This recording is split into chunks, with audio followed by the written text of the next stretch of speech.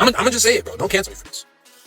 What if Hitler wasn't all that bad? This is fine. Nothing to see here. The internet is doing absolutely amazing.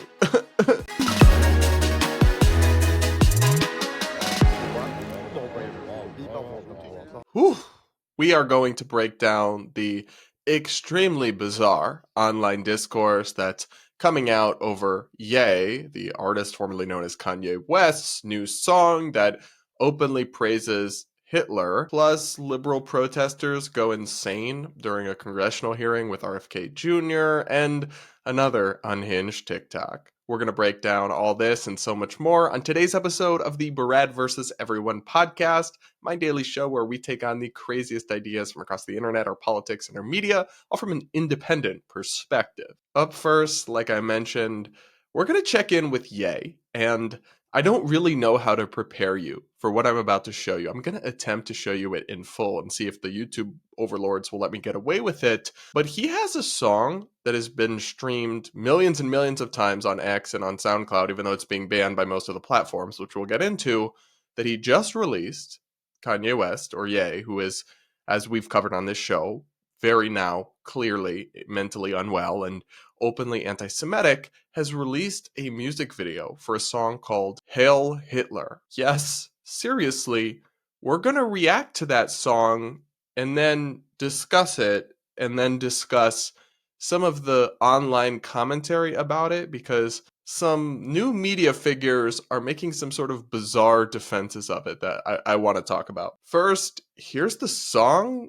Brace yourself, I guess.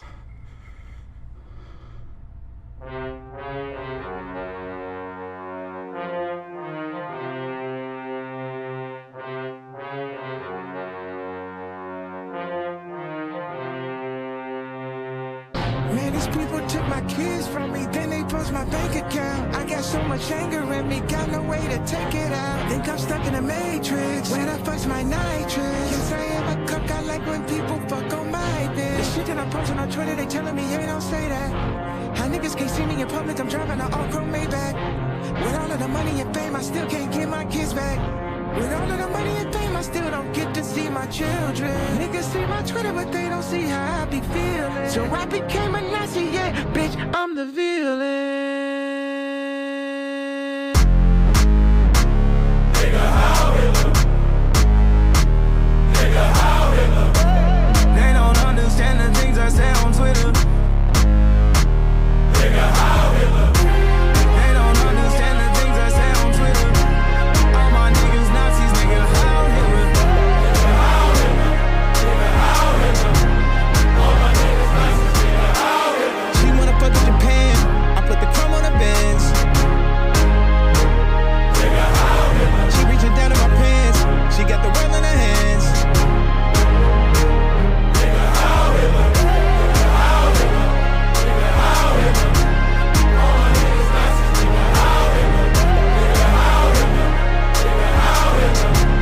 All my niggas Nazis, nigga, Heil Hitler. Nigga, Heil Hitler. Nigga, Heil Hitler.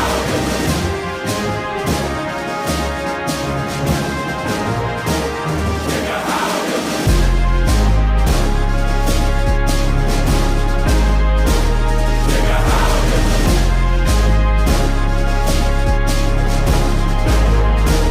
Nigga, Heil Hitler. Meine Arbeit für richtig hältst. Ob du glaubst, dass ich fleißig gewesen bin, dass ich gearbeitet habe, dass ich mich in diesen Jahren für dich eingesetzt habe, dass ich anständig meine Zeit verwendet habe im Dienste meines Volkes. Gib du jetzt deine Stimme ab. Wenn ja, dann tritt für mich ein, so wie ich für dich. Wenn ja,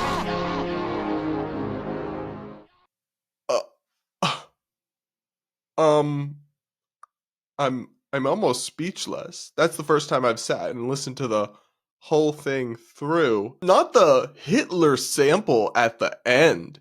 This is one of the most unhinged things I think I've ever seen. And I mean, it's disturbingly catchy. Like the actual chorus gets stuck in your head. When I first heard it a couple days ago, it got stuck there. And I'm like, this is psychotic that this is just popping into my head like it's some cute, funny, or even, normal levels of dark song. It's not. It's openly demonic as far as I'm concerned, and praising one of the most evil human beings to ever exist, who killed 6 million Jews and millions of other people. But anything to be edgy and get attention these days, I guess. Other initial thoughts I have after listening to this. No wonder you're not allowed to see your kids, sir. This is not helping you beat the bad influence allegations.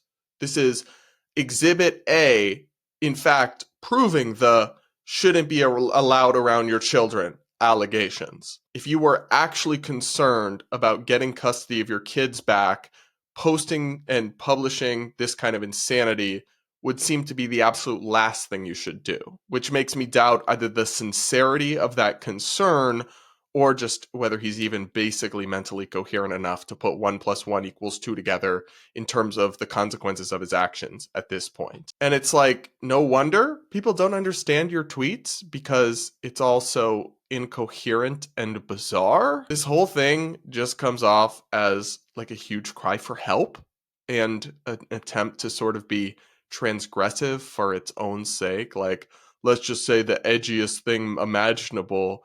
But that's not actually clever. It's kind of the opposite of cleverness. Just like if you never say anything offensive and you're too afraid to possibly hurt someone's fifis, you don't create good art. Well, if you literally just try to deliberately troll and be antagonistic towards people as offensive as possible, that's not particularly interesting either. Because actually interesting art emerges when you're transgressive in ways that rub up against some taboo or social norm but are actually true. Not when you lionize people who are objectively evil just to get attention for yourself. And I have to say that I don't view this as just like, haha, Kanye being unhinged again, or look, epic trolling. I don't view it like that at all. There's real harm here. We're in a time where there's a real uptick in anti-Semitism online and in the general public. And whatever you think of Israel and the war in Gaza, you don't have to support it. You don't have to support U.S. involvement in it. I don't at this point. Nothing justifies the very real bigotry and anti-Semitism that a lot of Jewish people are facing right now. And this kind of thing absolutely foments and fuels that in some pretty dangerous ways. Because to be clear, Kanye has like 33 million followers on X or whatever. And I know that a lot of people at this point follow him as kind of like a train wreck or, something to look at, like a spectacle, not because they actually take him seriously, but some people still do. Even if it's 1 million out of 33 million that still actually idolize him and look up to him because of his unquestionable musical genius, then those are people who genuinely are now internalizing the idea that Hitler is somebody worth worshiping and that it's okay to blur the lines about the most abject evils in human history just to be edgy. Now, I've seen some people argue that, well, this song's actually not pro-Hitler. He's saying, I'm the villain, we're all Hitler now, and that suggests that it's bad. I think those people are engaging in mental gymnastics to just try to defend Kanye here. When you view it in the context of everything he's tweeted about how much he loves Hitler and what he wants to happen to Jewish people. He's literally said they should be whipped. There's no way to read this other than him praising Hitler. Even if it's being done somewhat ironically or tongue-in-cheek, there's at least a grain of actual sympathy there. And that's vile. That's evil. And even if 1% of his followers internalize it in any way, then you're using your massive influence to spread one of the world's oldest bigotries and hatred. And that's just a shameful thing to do. I mean, I got to show you guys this polling that's incredibly disturbing. 11% of US adult citizens think that Hitler was a good person or equally good and bad person.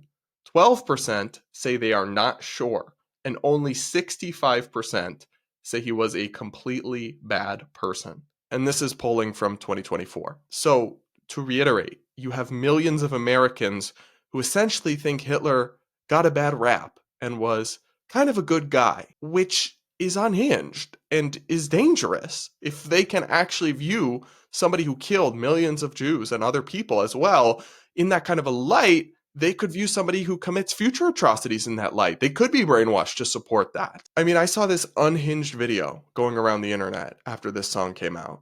I'm probably gonna get a lot of hate for this, but here goes nothing. So with the release of Kanye's new song, HH, can't say the title because TOS might get TikTok might not with that. But with the release of this new song, kind of had me thinking like, bro, what could really make such a crazy song? Like, there's gotta be a reason, right? Like, obviously we know Kanye for doing like just coming out these insanely controversial songs before he dropped an album, which he sometimes or songs or just tweets, whatever he just be going and saying. But this time it kind of had me thinking like, what if I'm gonna just say it, bro? Don't cancel me for this. What if Hitler wasn't all that bad? I mean, the Jews were evil. All right, I guess stop there, I guess. I'm not saying it's a ton of people, but it's not a zero amount of people either who are actually taking this seriously. And that should terrify you. And you have people like Ye out here further fomenting this kind of thing. It is not, just because it is a small minority, doesn't mean it's non-existent. And again, it only takes one person out there to go commit a horrific attack against a synagogue or something else. And so I'm a big believer in free speech. And to be clear, I don't think Ye's song should be illegal. I don't think he can or should be prosecuted for it in any way. But you can hold space for that true belief in free speech while also acknowledging that people with a massive platform have an obligation to be responsible in how they use it. And using it to foment hate against any group of people like this is evil and irresponsible. But some commentators online, including some very big names, are trying to defend it, at least partially. And I want to talk about that after this. Have you guys seen those viral videos where they're telling an amazing story but have to put video game footage beneath it to keep people's attention? Yeah, well, thanks to TikTok, my brain is broken, and I sometimes find myself watching those. Social media has basically given us all ADHD, and that's why I keep today's sponsor, Fume, on my desk. Keep me stimulated without the brain rot. Fume is an award-winning flavored air device. No vapor, no nicotine, just natural flavor. It is not a vape, not an e-cigarette, just flavored air. But it fills the void that ditching a bad habit can leave, and you'll still have something satisfying to reach for. And it is built to fidget with. It has magnetic snaps, clips, and an adjustable airflow dial that sounds super satisfying when you twist it near a microphone. If you're like me, and you want ADHD relief without resorting to social media brain rot, then you'll love Fume. Go to tryfume.com/Brad Polumbo or scan the QR code on screen and use promo code Brad Polumbo. Get your free Fume topper when you order your journey pack today. You'll be glad you did. So now I want to talk about Russell Brand, who was a big actor and is now kind of a political commentator or guru facing his own scandals and allegations, but we'll get into that another day maybe. Anyway, he is kind of like in this new media, new right space, even though he's not really a traditional conservative or anything like that. And he's been making kind of a quasi-defense of Ye's new song. Take a listen to a clip of him discussing this. Even in the Kanye video, where he's doing that Heil Hitler, I see play in it. I don't think that Kanye is saying, do you know what, Hitler's a good player. He might be, I don't know. Let's look at it and let him talk for himself. He's a competent and great artist capable for speaking for himself. But what I sense in it as an observer is he's playing. He's trying to bring ideas together and create a result in a culture that rewards homogeneity. People continually select towards the banalizing center. Because why? Because of commerce. So I don't really agree with this. I don't see play in the video. I do see trolling in the video, if that's what you mean by play, but it's not quite the same thing to me. And I actually just think that in the context of everything that Ye has publicly said about Hitler at this point, that it's impossible to read this as somehow not an endorsement of Hitler. Russell expanded on this in his tweet. Is Ye's song Heil Hitler an endorsement of the Nazis? Or is it about taboos? And what do we want from art? Homogeneity, banality, continued compliance for advertisers?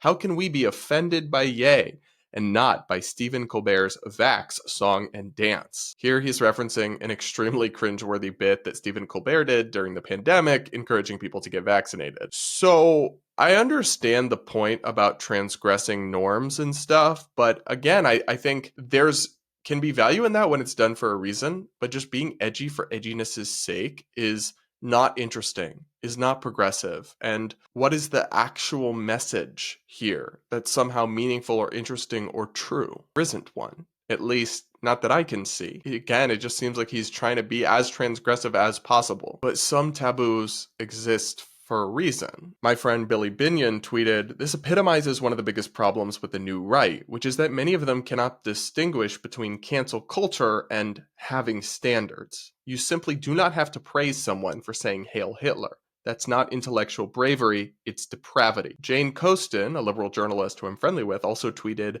"At a certain point, makes people mad is not an ethos. Ted Bundy made people mad." I agree with this, and I'll always stand for free speech and I'll oppose cancel culture, but at the same time, I feel like a lot of people have adopted this tribal position where now they feel like they also therefore have to reflexively defend anything and have no standards at all. It's actually not how it has to work. You can be against canceling people for old opinions that didn't age well or for disproportionate consequences for people, while also understanding that some speech will still have social consequences and that you don't have to accept and promote all opinions and perspectives, no matter how vile. Also, just one note on the Colbert vaccine thing. How can we be offended by someone saying Hail Hitler, but not by a comedian's cringeworthy pro-vaccine propaganda? Because one of those things is intrinsically evil, and the other one is cringeworthy but seemingly well-intentioned. I barely even know how to engage with that question, honestly, because the two just seem so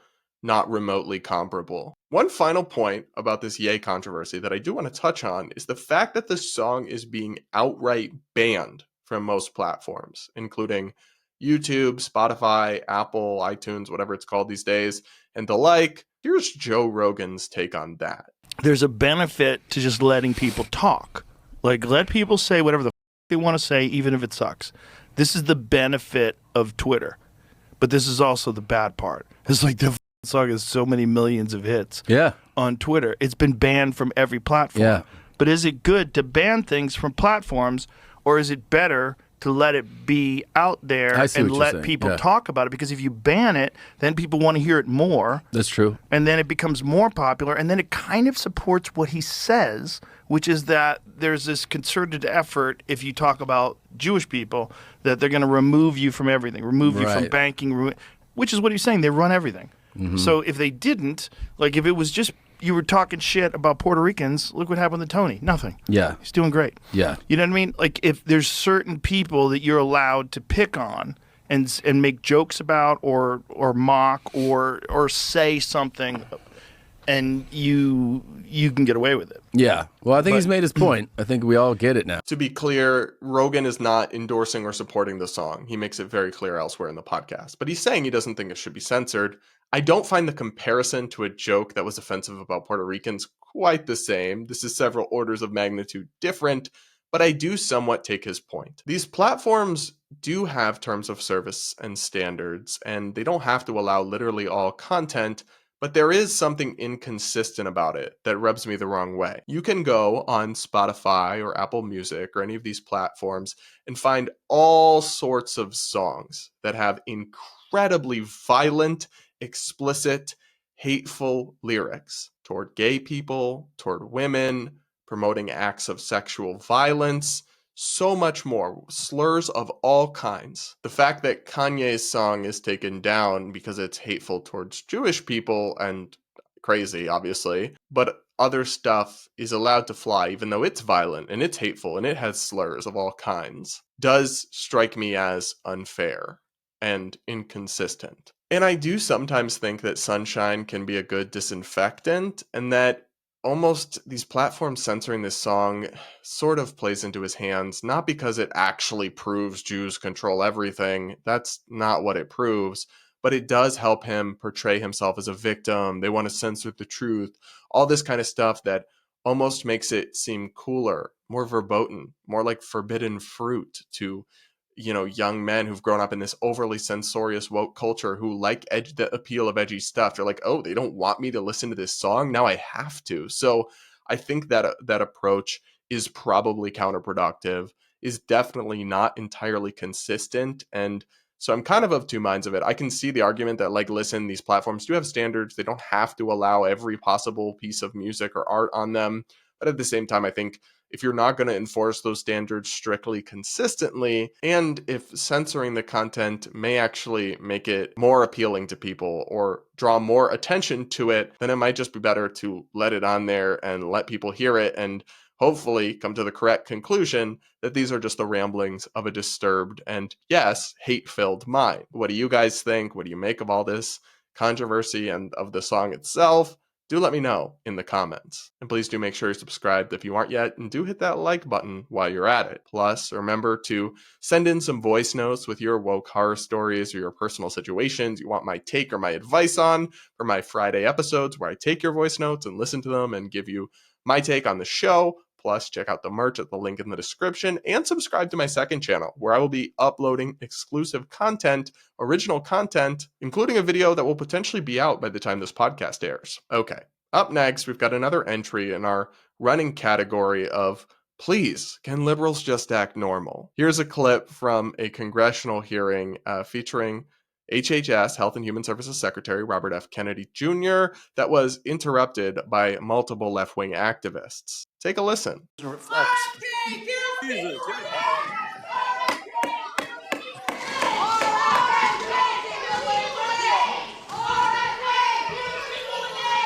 witness will suspend. The committee will come to order. Capitol Police are asked to remove the individuals from the hearing room.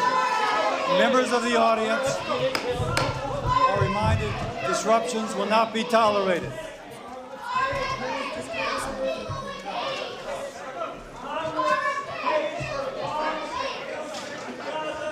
Members of the audience are reminded disruptions will not be permitted while the committee conducts its business. Capitol Police are asked to remove the individuals from the hearing room.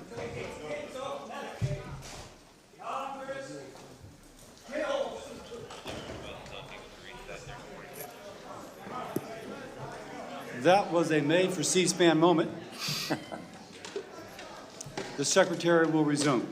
So, look, I've been a critic of RFK and a lot of his views that I find to be incredibly suspect, and I didn't support his nomination. I talked about it on the show at the time, but this is simply unhinged and kind of scary. I mean, remember, the Kennedy family has faced multiple assassination attempts, so I understand why RFK Jr. kind of like really flinched and seemed to be very scared by this sudden outburst. I understand why he'd feel that way, and he shouldn't be made to feel that way. No public official should. These people should be arrested and charged with crimes. I believe they have been. And just so you know, one of the guys there is actually the co-founder of Ben & Jerry's. And I just don't understand how they think this looks good for them. How they think this brings positive support to their cause or attention to their message. I don't think it does that at all. I think it makes them look deranged and look radical and crazy and unpleasant, and probably pushes people away from supporting their ideas and makes their criticisms look less valid because they're being associated with unhinged behavior. What was interesting about that is that during the actual hearing, Democratic elected officials questioned RFK Jr. in some ways where I thought they landed some points on him through actual dialogue and discussion, not through unhinged protests. I mean, here's one clip where they kind of got him to make a pretty inconvenient admission. Something that might be helpful is you've previously said you've vaccinated your children.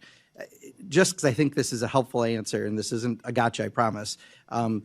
If you had a child today, would you vaccinate that child for measles? For measles, probably for measles. What I would say is my opinions about vaccines are irrelevant.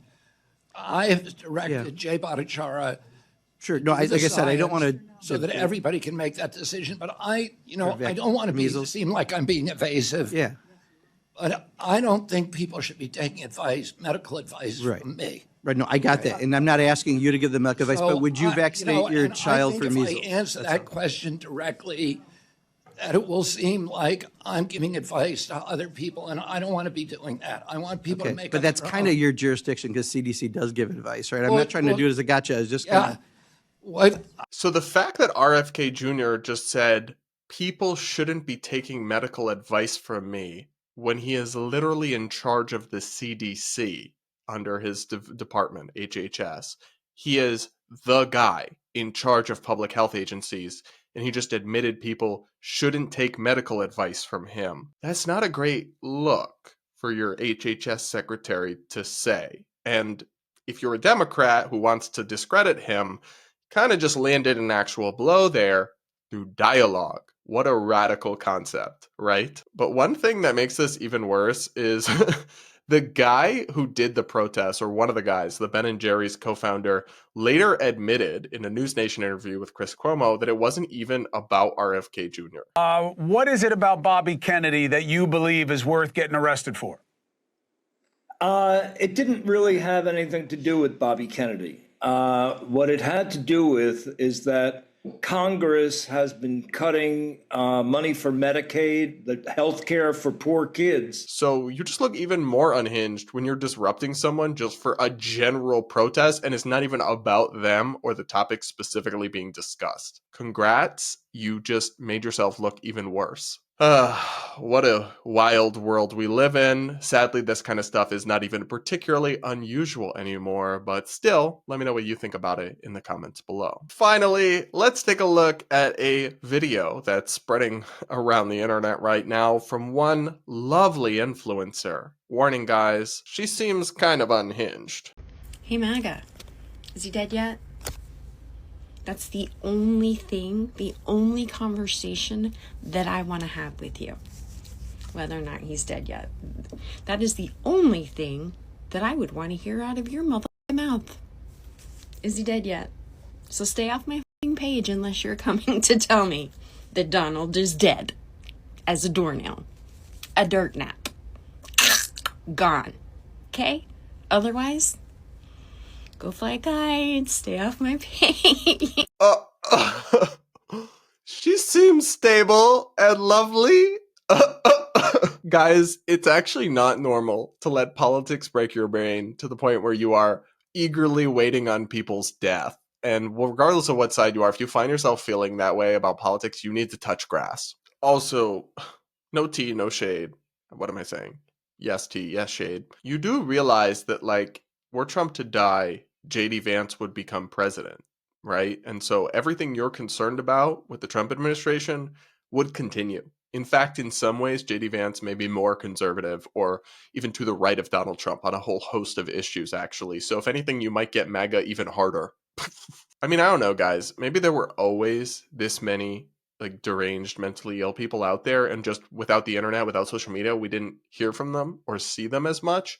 Maybe that's what's happening here, but I think it could also be that there is a real and meaningful uptick in the frequency with which people are having their brains absolutely broken by politics. And that is not just on the liberal left side, although those videos are often funnier, I will say, more comical. It's a real problem. I don't really know how to fix it, but I do know that the approach of people like this TikToker, that's not the way to help our country heal and make progress. But what do you guys think? Let me know in the comments. All right, everybody, that'll be it for this episode of the Brad vs. Everyone podcast. Thank you all so much for tuning in. Please do make sure to subscribe if you aren't yet. Do hit that like button before you go.